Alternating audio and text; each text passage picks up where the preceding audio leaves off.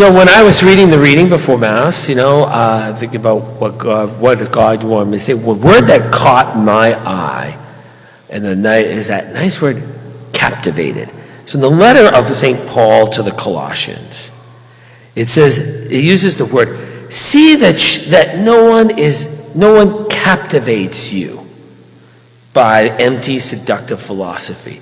That sense of being captivated, by, or I think we know that experience if you've ever been like obsessed or been kind of caught your eye, so to speak, and that sense of but for what? For empty and seductive philosophies, empty promises, empty ideas.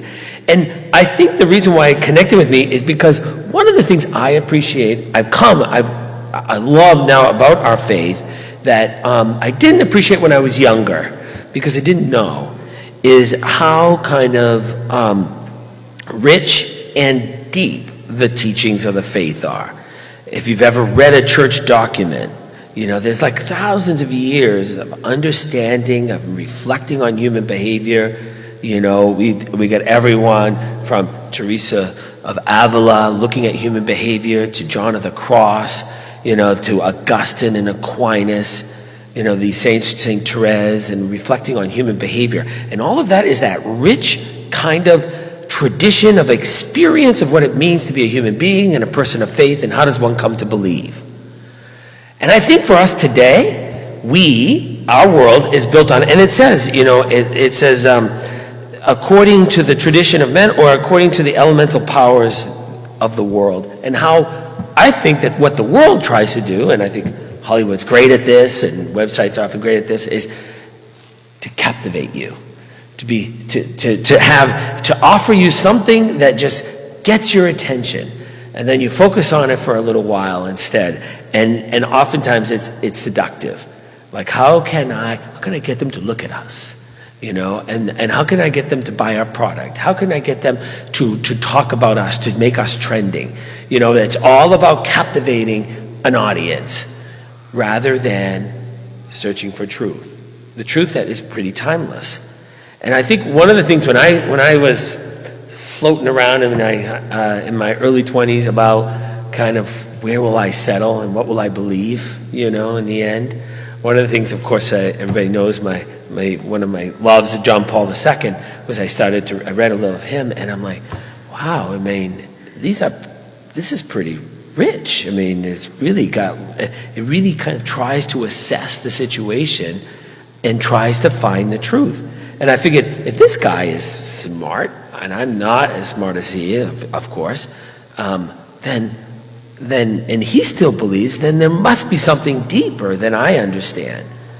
But then come to realize that by the time a document comes out in a church teaching, it has gone through a number of years. It's read by a number of people. It's been criticized and critiqued by theologians. It's not just, he woke up this morning, he thought he'd write to the world, obviously. And I share that with you because Paul is dealing with that. It's part of human nature. We love new, shiny things. That's how do you catch a fish? The lure has to be a little shiny and glittery, and the kid, goes and bites it. It's the way human beings are. If I dangle something in front of you, how to lose 10 pounds in 3 hours, you will want to look at it, but see what it will be. Is this true? But that's how the world works, and it's usually empty. One of the things I've learned, even in the diet that everybody knows it was a carnivore to the keto when I began to kind of explore even more, it's like just so basic. It's going back to the food we used to eat long before we had all this processed food, long before we did all kinds of genetic things to the food. It's really just eating what everybody's been eating for 1,000 years, and it's like, why can't we just remember that what has been has always been, and it's worked? It's kept us, and yet we want something.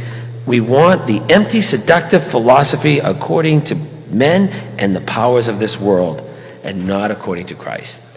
If we just get our young people to remember that instead, and realize that the timeless really is found in our teachings that have sustained a people for 4,000 years.